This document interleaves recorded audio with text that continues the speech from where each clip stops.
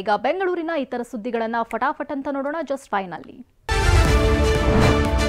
4.5 ಲಕ್ಷ ರೂಪಾಯಿ ಲಂಚ ಸ್ವೀಕರಿಸುವಾಗ ಬಿಬಿಎಂಪಿ ಅಧಿಕಾರಿಗಳು ಲೋಕಾಯುಕ್ತ ಬಲೆಗೆ ಬಿದ್ದಿದ್ದಾರೆ. ಯಶವಂತಪುರ ಬಿಬಿಎಂಪಿ ಕಚೇರಿಯ ಎಆರ್ಒ ರಾಜೇಂದ್ರ ಪ್ರಸಾದ್, ತೆರಿಗೆ ಮೌಲ್ಯಮಾಪಕ ಪ್ರಕಾಶ್ ನನ್ನ ಲೋಕಾಯುಕ್ತ ಅಧಿಕಾರಿಗಳು ಬಂಧಿಸಿದ್ದಾರೆ. ವಾಣಿಜ್ಯ ಕಟ್ಟಡದ ತೆರಿಗೆ ಮೊತ್ತ ಕಡಿಮೆ ಮಾಡೋದಕ್ಕೆ ಲಂಚ ಸ್ವೀಕರಿಸ್ತಾ ಇದ್ರು.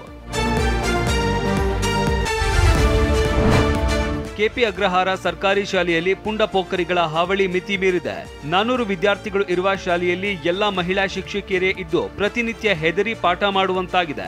ಹಗಲಲ್ಲಿ ಪುಂಡರ ಹಾವಳಿಗೆ ಪೊಲೀಸರು ಕಾವಲು ಹಾಕಲಾಗಿದೆ. ಆದರೆ ರಾತ್ರಿ ಹೊತ್ತಲ್ಲಿ ಮತ್ತೆ ಎಂಟ್ರಿ ಕೊಡುವ ಕಿಡಿಗೇಡಿಗಳು ಗಾಂಜಾ, ಡ್ರಗ್ಸ್, ಎಣ್ಣೆ ಪಾರ್ಟಿ ಮಾಡಿ ಅಟ್ಟಹಾಸ ಮೆರಿತಾ ಇದ್ದಾರೆ. ಶಾಲಾ ಆವರಣ ದುಶ್ಚಟಗಳ ತಾಣವಾಗಿ ಬದಲಾಗಿದೆ. ಕಮಿಷನ್ ಆಸೆಗಾಗಿ ಚೆನ್ನಾಗಿರುವ ರಸ್ತೆಯನ್ನ ಕಿತ್ತು ವೈಟ್ ಟಾಪಿಂಗ್ ಮಾಡ್ತಾ ಇರುವ ಆರೋಪ ಕೇಳಿ ಬಂದಿದೆ. ಮಾಗಡಿ ರಸ್ತೆಯಿಂದ ವಿಜಯನಗರಕ್ಕೆ ಸಂಪರ್ಕ ಕಲ್ಪಿಸುವ ರಸ್ತೆಗೆ 12 ಕೋಟಿ ವೆಚ್ಚದಲ್ಲಿ ವೈಟ್ ಟಾಪಿಂಗ್ ಮಾಡೋದಕ್ಕೆ ಮುಂದಾಗಿದ್ದಾರಂತೆ. ಇದಕ್ಕಾಗಿ 25 ಮರಗಳನ್ನ ಕಡಿಯಲಿದ್ದಾರೆ. ರಸ್ತೆ ಚೆನ್ನಾಗಿದೆ, ವೈಟ್ ಟಾಪಿಂಗ್ ಬೇಡ ಅಂತ ಸ್ಥಳೀಯರು ಆಕ್ರೋಶ ಹೊರಹಾಕಿದ್ದಾರೆ. ಒಂದು ದಿವಸ ಒಂದು ಗುಂಡಿ ಬಿದ್ದಿಲ್ಲ, ಏನಾಗಿಲ್ಲ, ಹೆವಿ ಲಾರಿ ಬರಲ್ಲ, ಏನಿಲ್ಲ, ವೈಟ್ ಟ್ಯಾಪಿಂಗ್ ಮಾಡ್ತೀವಿ ಅಂತ ಹೊರಟಿದ್ದಾರೆ. ವೈಟ್ ಟ್ಯಾಪಿಂಗ್ ಬೇಕಾಗಿರೋದು ಎಲ್ಲಿಗೆ ಸರ್? ಹೆವಿ ಲಾರಿಗಳು, ಹೆವಿ ಗಾಡಿಗಳು ಓಡಾಡೋಕ್ಕೆ.